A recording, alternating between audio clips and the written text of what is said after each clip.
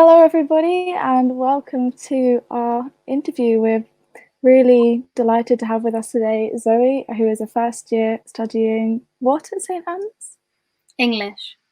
English literature, and Joe, who is in a third year studying Chemistry. chemistry at St. Anne's College in Oxford. So we are here at the Oxbridge Formula trying to give to you a really good impression of what life is like at Oxford and Cambridge colleges. And we will have similar information and insights and experiences written up on our lovely blog, so please do check that out.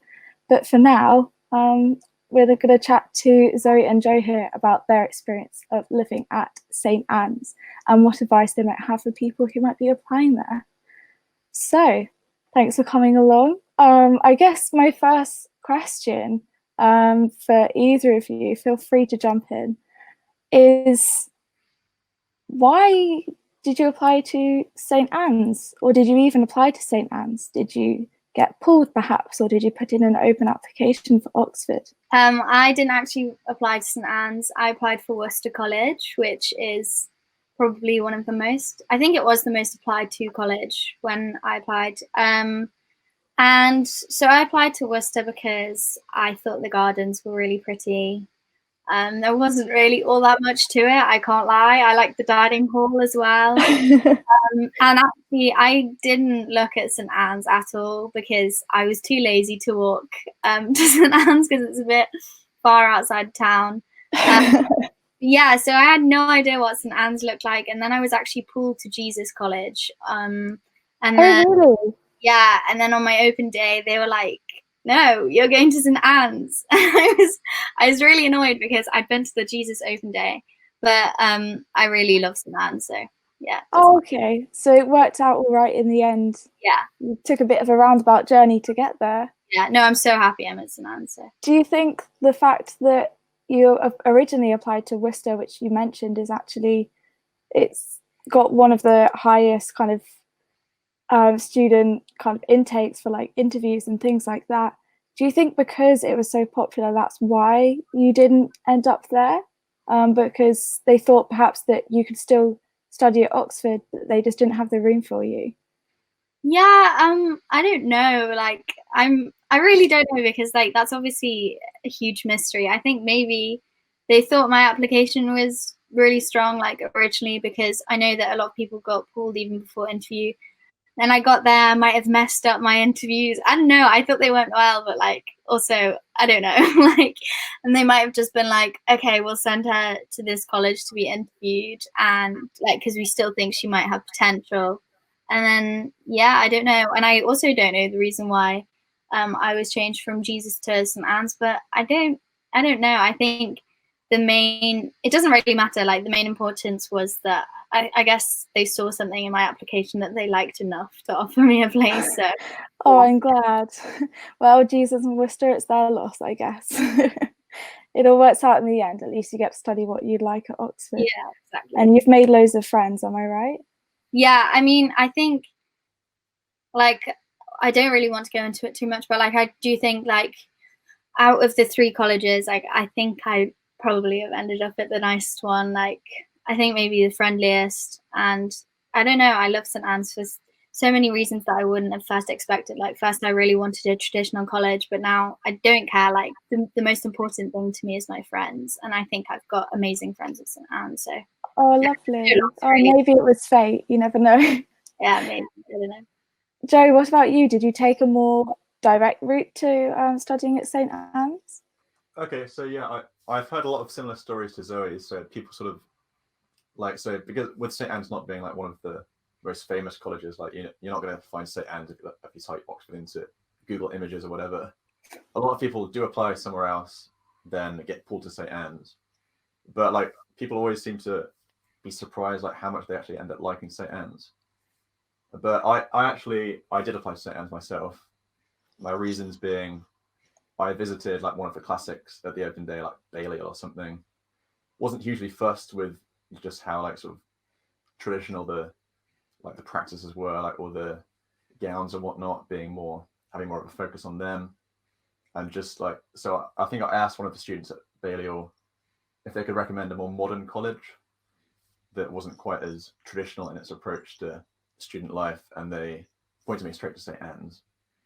And so I made the journey, which Zoe didn't at the open day. It's not as far as people say. It's like 10 minutes up Woodstock Road, and I really liked it straight away. Like the buildings are really new, or most of them are, and the students just seemed really friendly, and the whole place just felt more forward-thinking and progressive in its sort of approach. And yes, that's why I chose St. Anne's.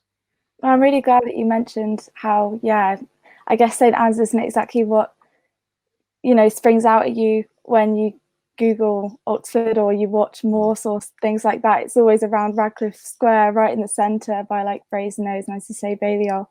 But that's exactly why we're doing this interview and creating this college guide, is to show really what the reality is for the students who live in these colleges, because as you both mentioned, it's really nice to hear that actually people are so surprised by how well they get on there. I'm really happy to hear that.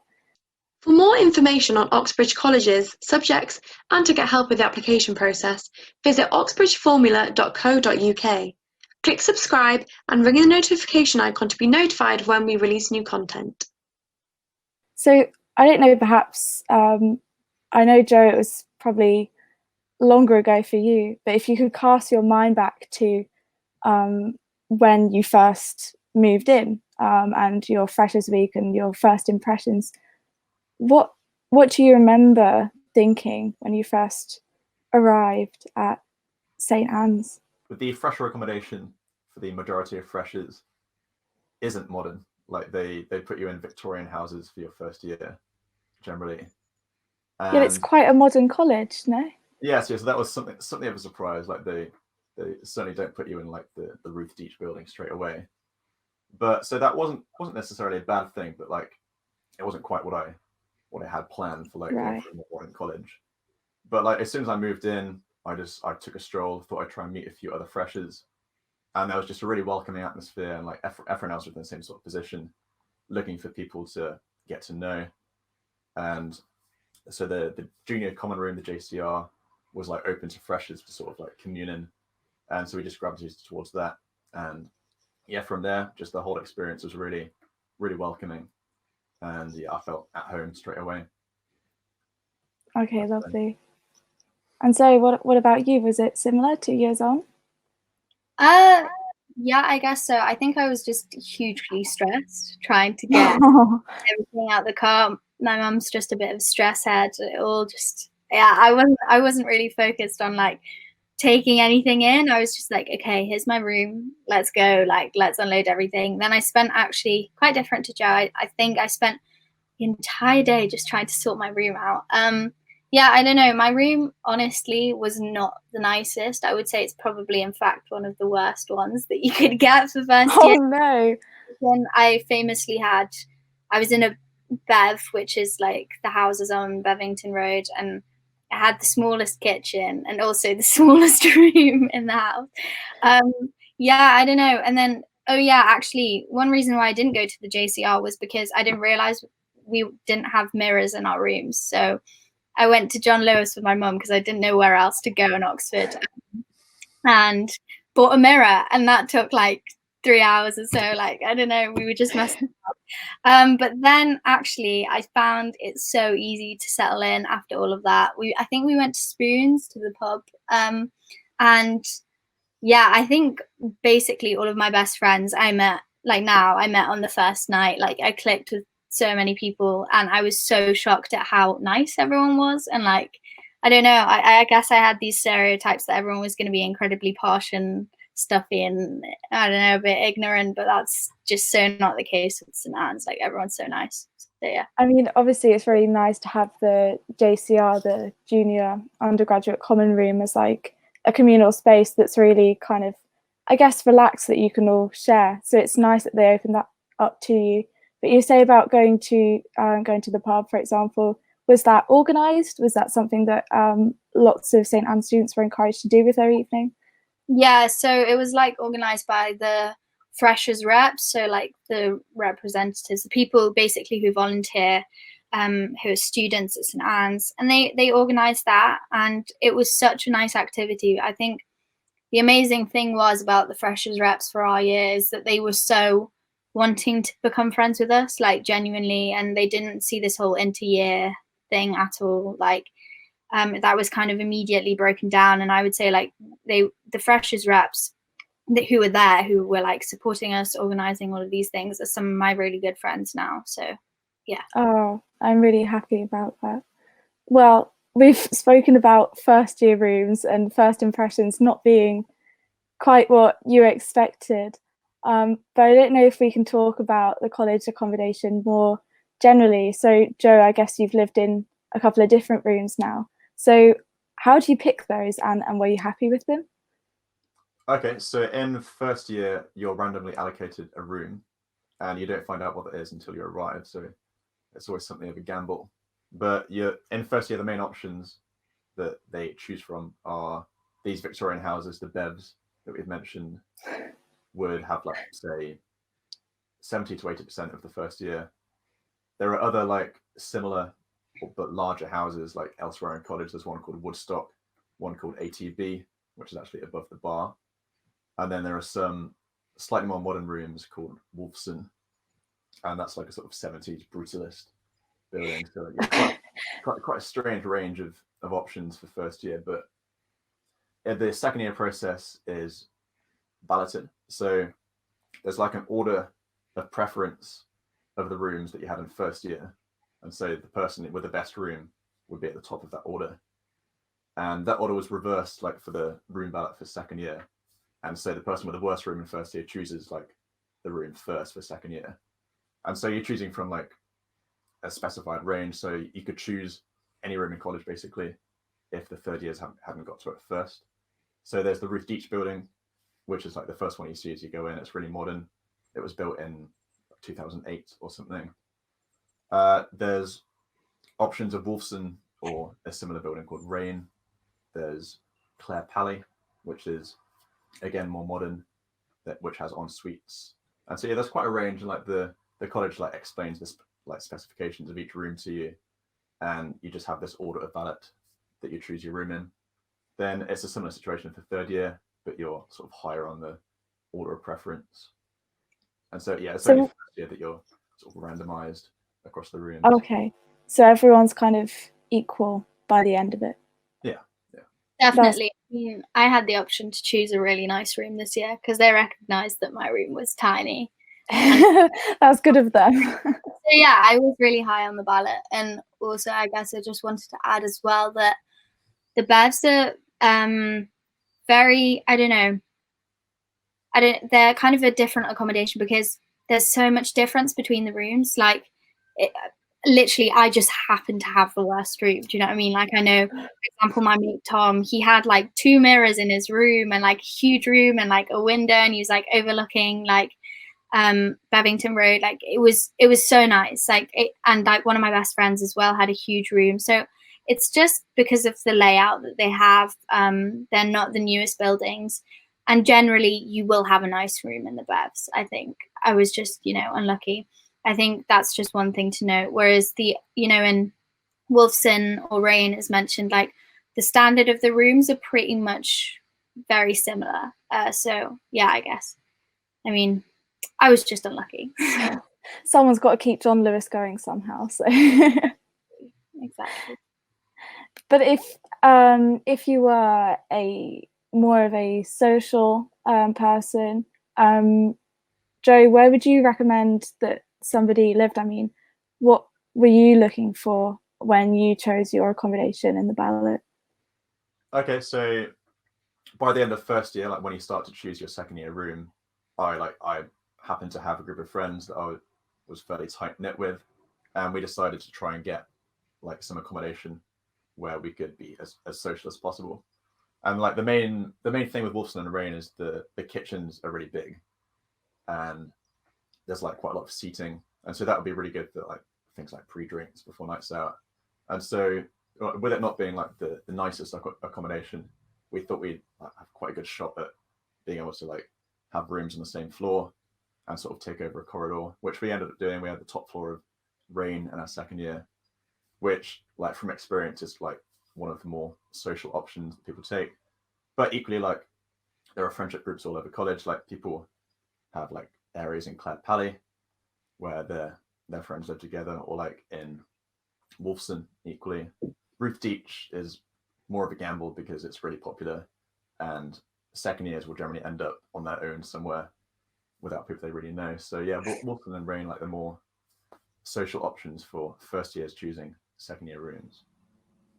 Okay, well, I hope people watching can keep that in mind. I would also like to point out that the fact that you're even able to choose kind of second year and third year rooms on your college site is a real plus, because that's quite rare actually across Oxford colleges, isn't it? I mean, Zoe, you say you know friends at Jesus. I believe that they have to live a good kind of bus ride away from the city in their second year, which some people might not want. You know, we're limited for time as it is for Oxford students. So Zoe, maybe thinking in the wider kind of college picture, obviously there's more than just the accommodation buildings, isn't there? There's the dining hall, and there's your big quad. I don't know if you could tell us a bit about your favourite kind of place to go in the college, if you have one.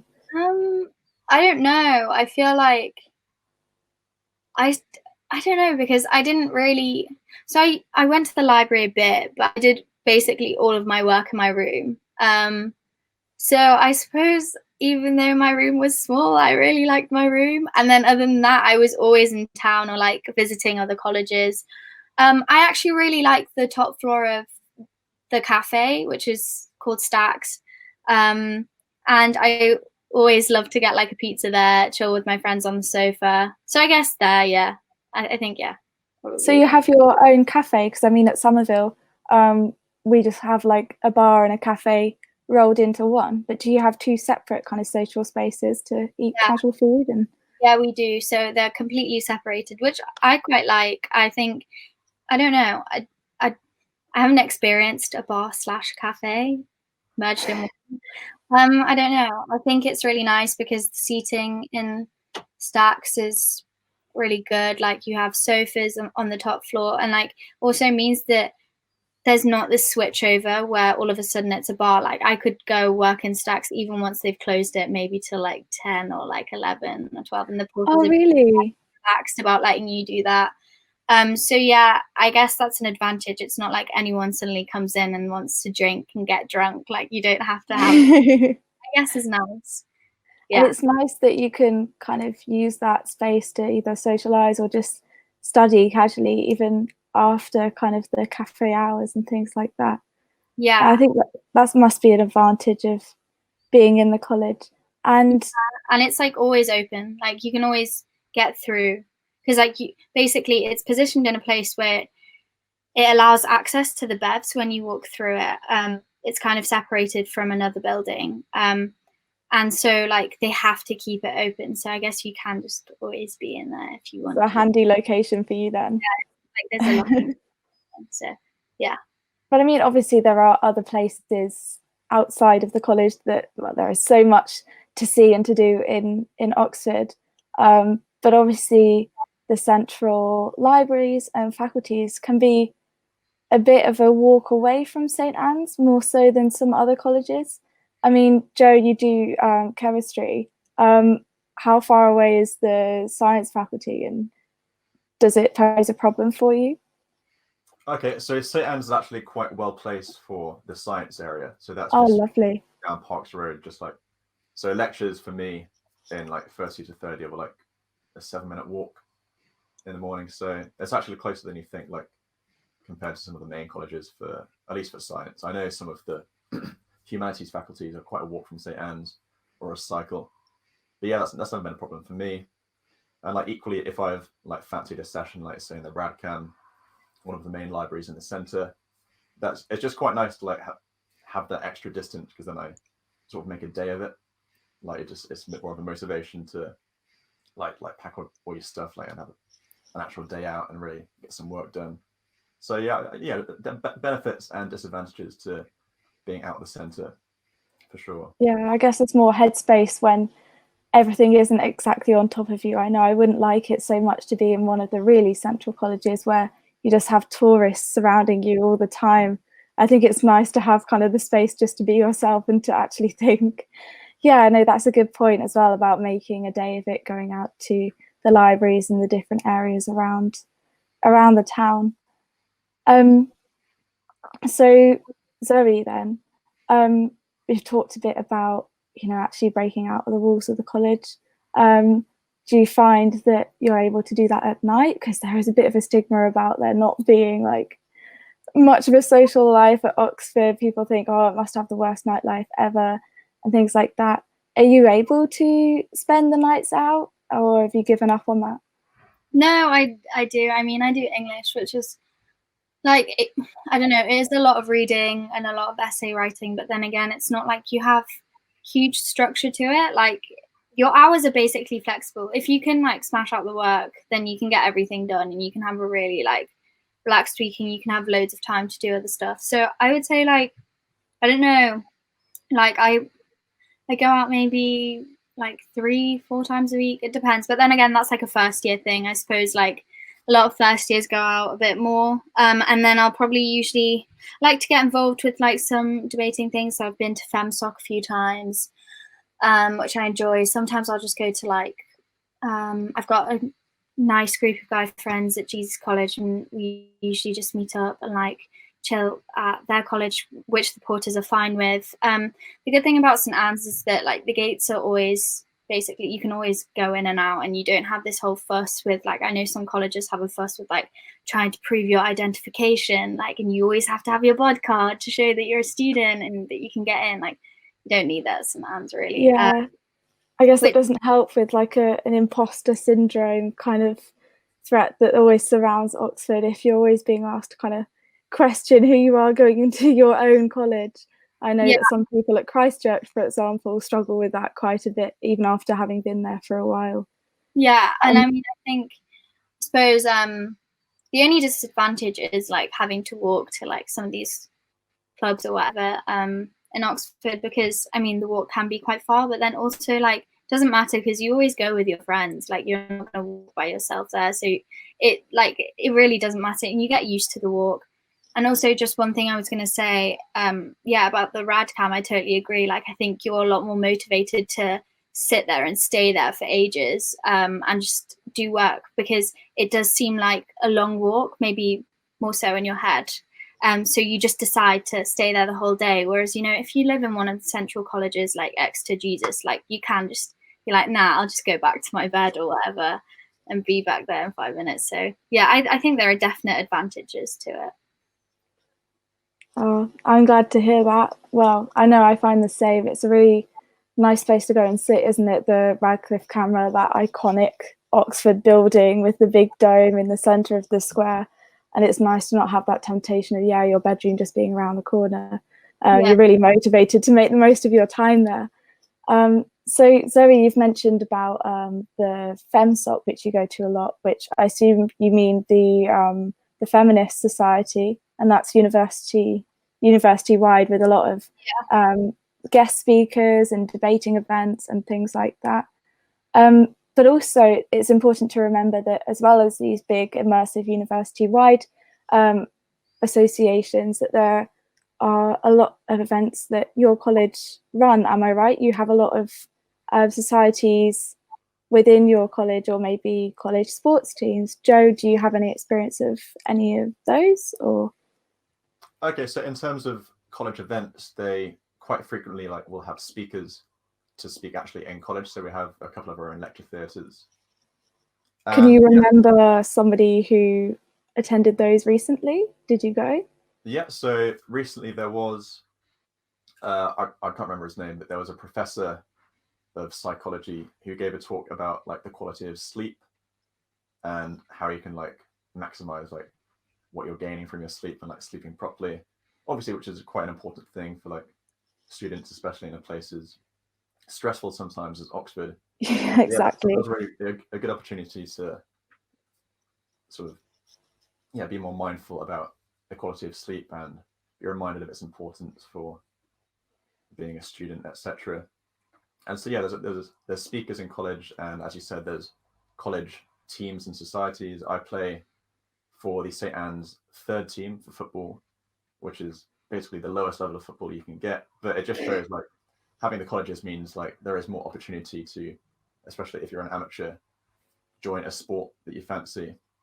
And it's all free, so like college will provide sort of the kits like and taxis to and from games. And so like yeah, like there's not really an excuse like not to get involved with something. And college really provides quite a wide range of opportunities like that. Yeah, I guess then it just becomes about having a bit of fun, which is exactly what you need when you're studying a really difficult degree. So I guess that kind of brings me on to what I wanted to ask you next, actually. I mean, Joe, from your experience of having been at St. Anne's for a few years, do you think the college encourages a very kind of healthy balance between academia and also just kind of a fun social life? Okay, so like maintaining a work-life balance is something that's generally left up to the students, which most of my friends do. So I personally like going out a lot. Like even in third year, I was going out, so once, sometimes even twice a week in the last term. And I just think like general advice for that sort of thing is to have a daily routine of some sort. Like not everyone like functions best if they wake up at like 7 in the morning. Some people are night owls, and the library is open 24/7, so there's really room for any sort of routine. But just having something where you know when and where you're going to be at a certain time does help with the work-life balance. So for example, with the St. Anne's football, that's an afternoon gone. So just being able to work around things like that and modifying your routine if need be is yes, it's up to the students, but it's generally quite achievable. It's not ridiculous workload. So, and I think some people who are really on hand to help with kind of supporting all the pressures and demands that we have being Oxford students is the welfare, which can play a big part of college life. I don't know, Zoe, if you could tell us a bit about, do you have a welfare committee at St. Anne's, and how can St. Anne's students get in touch with them if they are a bit stressed or need a bit of support? So I'm pretty sure that there are like welfare apps and things that you can go to, and I think there's a welfare tea every week at 4 p.m. or something like that. I don't know actually the time because I haven't been, but I think that's really nice. Seems to be quite a nice initiative where you can go. What's the welfare tea? That sounds exciting. I think they provide food and like drinks, and you can just chat to people, and that's student run. I'm pretty sure. I think this year it was a girl in second year who was doing that, and it's always like really nicely advertised on Facebook. Like, you know, like everyone always knows about it if you want to go. But I mean, personally, I haven't really used any of the welfare support this year. I usually am just that type of person to turn to my friends and like if I'm having a breakdown about my workload, like I just talk to my friends. But I know it's been a really useful resource for a lot of people this year. And obviously there are a lot of welfare issues that the welfare team deals with that are beyond just workload, you know, with all other aspects of loneliness and things like that you might experience coming to uni. So yeah, I guess everyone's in the same boat as well, which is why it's nice to be able to talk to familiar faces, because everybody understands what you're going through. And I guess that's the same for even, I mean, I know at Sunville we have a college counsellor, but they've worked within the college for a very long time. So you know that you're going to somebody who knows how things work. And it saves you a lot of time having to explain, but also they know exactly how to help you, because all of us have a lot of things to balance, and it is possible. And it's really nice that you found your own ways to deal with it, or both of you. So I'm thinking about when I first arrived at Oxford and I found it all very overwhelming. I don't know if perhaps you experience the same, and if so, do you have any advice that perhaps you could give to anybody watching who is thinking of applying, and what kind of mindset they should have moving into their college, be it St Anne's or somewhere else. Zoe, do you have any tips? Yeah, actually, this is a useful one that I didn't do, but my friend actually told me about this, and I think it's a very useful tip. Maybe to go to Oxford on like another day other than the open day, so you kind of get a feel of what the colleges are actually like. Like, there's no one actually, giving you tours or anything, but they're also not kind of getting in your face, like saying, come to my college, like it'll be amazing, because everyone's got that opinion. Do you know what I mean? Ultimately, everyone loves their college. And I think, he said that he went around colleges when it was kind of quieter, and he could actually see what the students were doing and like just how like relaxed and things were, and just had more of a feel for what each college was like. And that's actually how he decided whichever college he then ended up going to. Cambridge. I think it's a useful piece of advice. Yeah. That's a really good piece of advice, actually. So I assume from that your college admits visitors on a standard kind of day-to-day. So that's something that people could consider, that they could just go and have a walk around just without there being any special occasion like a formal hall dinner or a party or things like that. So I think the only time I've been to St Anne's was on a college open day, having a look around the different colleges of Oxford. And when we had our joint WOP party with St Anne's and Somerville, and then it was all decorated and, your hall was all set out and everything like that. I don't think I've ever seen just kind of a standard day in the life at St Anne's. Joe, what about you?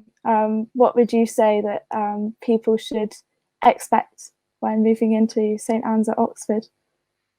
Okay, so you mentioned maybe it can seem overwhelming when you first move in, which isn't untrue. So like, you're meeting so many new people for the first time, you're really finding your feet.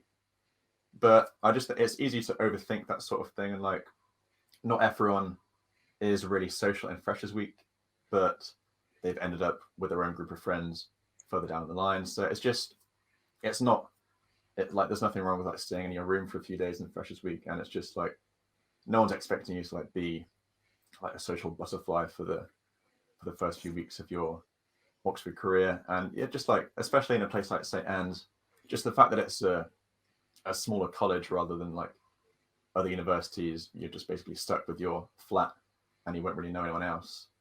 Just the college environment makes it feel like you really can sort of get to know everyone, and then just eventually find people that you click with the best. Then yeah, it's just always there for you in that sense. Yeah, that's really true. That there is something quite special about having the collegiate system. It does become a bit like a little family, your own kind of community, and it opens up a lot larger network of people who around the university. And also St Anne's, I believe, is one of the largest Oxford colleges, isn't it? So I guess, does that mean that you mix with a kind of range of diverse kind of backgrounds there when it's a slightly larger college and more open than, say, PPH, a really small college?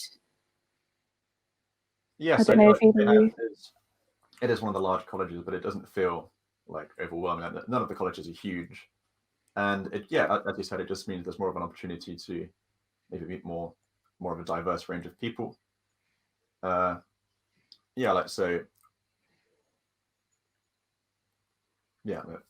basically it.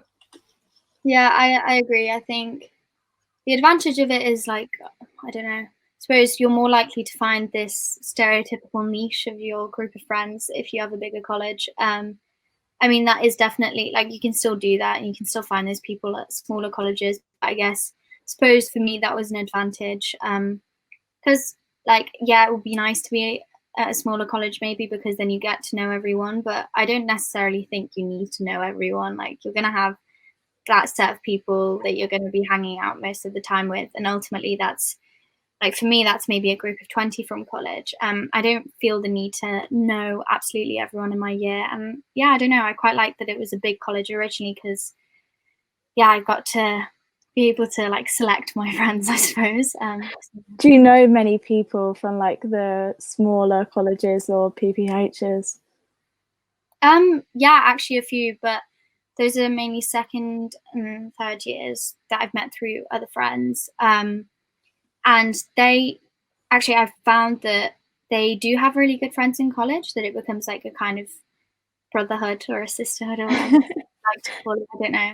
It's really nice, but then also they usually do end up branching outside of college. And they usually kind of might have to branch out a bit more and put more effort in to maintain friendships if they're outside of college. But that's just, you know, my personal experience with some people who come from those types Yeah, I mean, some people might really be looking for that, actually. They might be looking for a close-knit, really kind of intimate experience. So I would say to anybody watching, if perhaps a larger college like St. Anne's isn't exactly what you'd have in mind, then we are kind of looking to interview people from other colleges and show you a bit what they're like as well. So this definitely isn't kind of the end of story.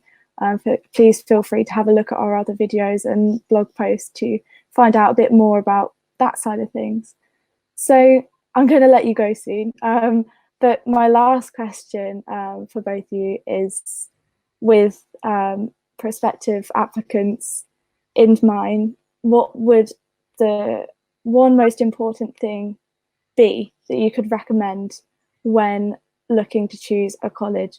Would it be perhaps the location? Would it be, as we were just discussing, the size and perhaps even things like diversity and inclusivity? Or would it be something else like societies on offer? What would you recommend somebody to prioritize when searching for their college, Joe? Well, the thing I felt like immediately when I went into St. Anne's is that it just, to me personally, it felt like this place could be my home. And I know that's not like anything very specific, but I think with these sorts of things, you do just know if you're going to fit in somewhere, if that's based on the people that you meet, the sorts of accommodation, the sorts of surroundings that you're going to experience for your 3 years. And I think, yeah, just your gut feeling can be quite powerful in that sort of situation. So yeah, it's definitely a good idea to visit as many colleges as possible. So how did you experience that? Was that on an open day and you just walked in and it just kind of hit you? At the open day, like someone recommended St. Anne's as one of the more modern colleges. And so I already had in mind what sort of vibe I wanted to experience. And so I guess I just knew straight away when I spent some time in St. Anne's that it was the place for me. Yeah, I guess it's really important to remember that you need to get a feel for the places in person. So if you do have the opportunity to visit, then yeah, that is really important. It was definitely my deciding factor as well, getting to walk around the colleges in person. What about you, Zoe? Is there anything that you would say should be top of people's list when trying to pick out a college? I can't really pick out something, but I would say maybe advise against what I did, choosing a college for pretty grounds, because that's really not deep. And like, I don't know, it's really of no worth. I personally just don't think that the scenery around you necessarily is going to make that much of a big deal on your life. Like, it's so nice to go to a really pretty college, but I don't know, I don't think it's of that much value. And actually, yeah, I would probably give myself Joe's advice to kind of have more of a vibe of the place, possibly. And does that include the people as well when you say about the place? Because I was very attracted to Worcester as well, but obviously you can just go and visit that. That's always going to be there. You can see those places. But yeah, I guess when you say about the atmosphere, that counts on who's there and what's on as well. Yeah, I guess so. I think, though, that is very difficult to judge ultimately, though. I think, like, for example, you might be led around by one freshers helper who's maybe not as like motivated or whatever, or just tired, and like you might have kind of get the wrong impression of a place, because you can't really judge your impression of a place, of like the people who are there, by one person out like however many.